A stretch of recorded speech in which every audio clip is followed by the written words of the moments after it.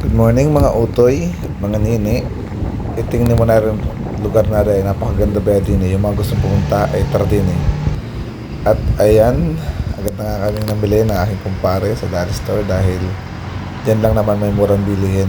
Kaya yung mga gustong mamili, yung mga pangkamping, mga pagkain, grocery, di na kayo bumili dahil mura lang. At may dala nga pala ako yung German beer. At ayun, agad na nga pala kaming alas dyan. Kasama ko si Utog at ang kanyang motor na si Poki. Ayan. Pag nga pala pupunta kayo sa, sa Tienda Balik at galing kayo sa Santa Rosa, Laguna, dito ka nga pala kayo mag-umpisa sa Super Santa Rosa.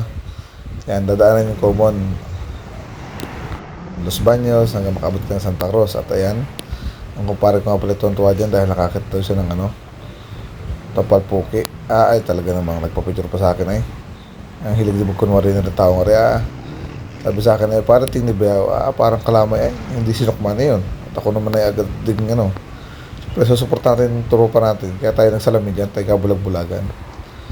At ayun, kami muna ay nagbuko din sa may bandang Kabintinari na lang araw ng Pagsanhan Falls, bayan ng Pagsanhan pala.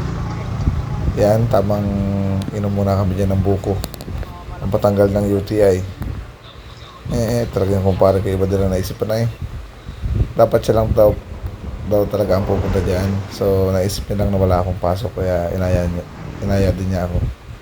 At ayun, agad na din kami pumunta dyan at lumarga dahil excited na tayo makita yung area.